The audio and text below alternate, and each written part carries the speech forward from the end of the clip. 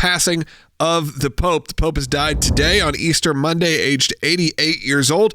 You may have seen the Pope just yesterday giving an Easter address and meeting with Vice President Vance. So, of course, we knew he had a lot of health problems, had a lot of health struggles over the last few months. It did seem like things were maybe getting better for Pope Francis, but unfortunately, he passes. I have to say, being the Pope and be able to do the Easter address just a few hours before you pass is pretty phenomenal. And there's a lot of controversy with this Pope over the last few years, and I think we're going to talk about that coming up in the next segment of what the future of the Catholic Church looks like and how it plays on the world stage versus how it plays in America, as we have seen a rise in American conservatives joining the Catholic Church.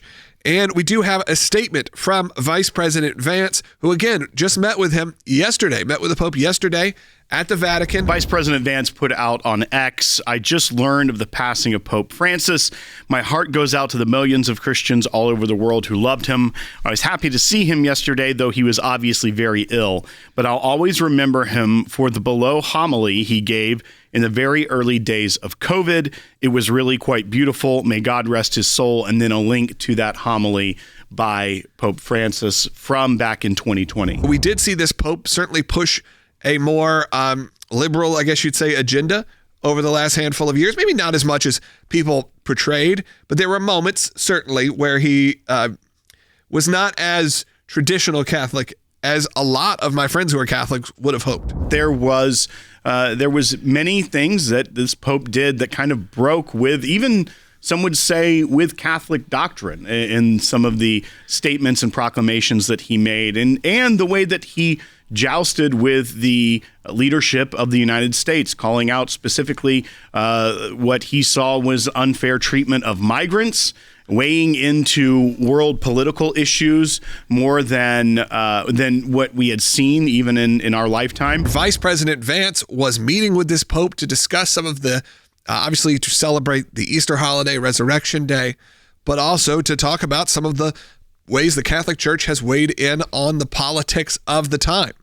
Maybe more so than ever, this Pope will be remembered as someone who was maybe more controversial for conservatives, was a little more left-leaning. And will we see now the Catholic Church try to adjust who they pick? You have, like you said, a resurgence in American conservatism going towards Catholicism. And I thought it was kind of strange, I'll be honest, but it is what's happening right now. And just a turn to faith that's happening in general. You may have seen yesterday on ABC, Disney-owned, they did a 3-hour edition of American Idol, all in tribute to Easter Sunday, using Christian and gospel songs, featuring all their hosts and a lot of there's been more Christian songs probably on this season of American Idol than I've ever seen before. Big moment. When you also look specifically at the Catholic Church, as you were mentioning, this just came out a few days ago. The National Catholic Register showed that year-over-year reporting, so just the 2023 to 2024 year versus 2024 to 2025, there are increases anywhere from 30 to 70%, depending on the diocese that they're talking about, the local areas and how it's broken up, and 30 to 70% in new converts.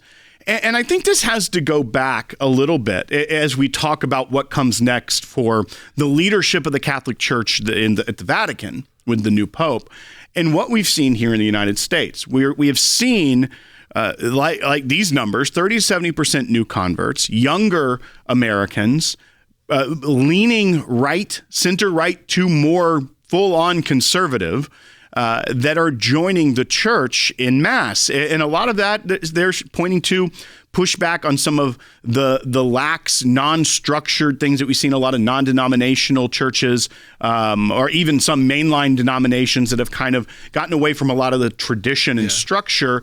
But we're seeing this happen at a time where the church globally, the Catholic Church globally, was seemingly, based off the leadership, going further left.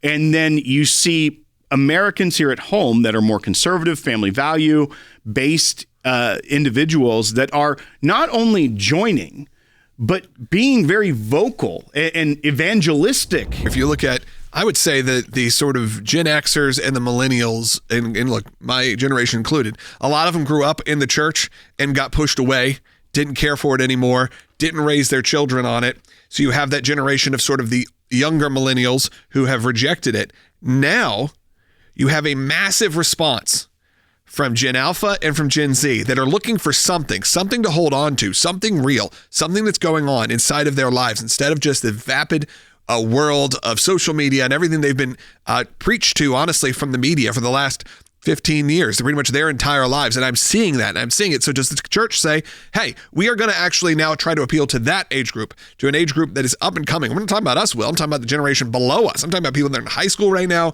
or in, maybe their early years of college.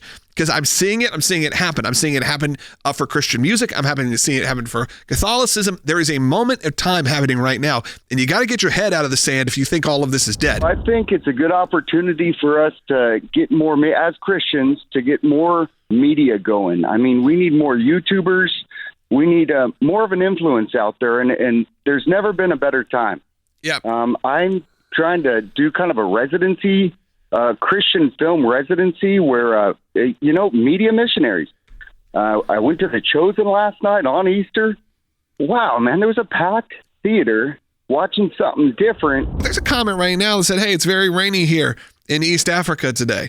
I just want you to understand that when we are talking about the worldwide reach of this show and this organization, this is where the world has changed. Sure, it's great to be on terrestrial radio and still be able to exist, tune into your AM station, your FM station. We're broadcasting there. Still great in your local markets. It's great to be available on things like the Salem News Channel. It's great to be available on TBN once a week. But by be able to use free new media, we are able to reach all over the world, and we are reaching all over the world. It's amazing. So remember, when you're talking about your American values, your American Christian values, if you will, it can reach all over the world because of broadcasts like this. This is why we have to be in the courtroom, but we also have to be here. We have to be broadcasting every day because it's so important on a worldwide scale. And there's so much happening, including, obviously, we've talked about what's going on in Congo and the Christians that are under attack there. And around the globe, we are fighting. We're finding there's a lot of imprisoned Christians still overseas. They're being persecuted around the globe. And we have to have your support to help them because we don't take, obviously, any sort of money from these clients. These are people who are being tortured for their faith. And we're engaging right now with Congress to help defend Christians who are facing that unthinkable reality. We are working really diligently to mobilize all of our offices around the world. And I'm so happy that I get to see these comments come in, because it gives me a good reminder of how far of a reach that our broadcast gets to. When you see 470,000 people on YouTube, that number sometimes can get a little blurry on what it means. But then you're able to realize, we can reach around the globe and spread this message.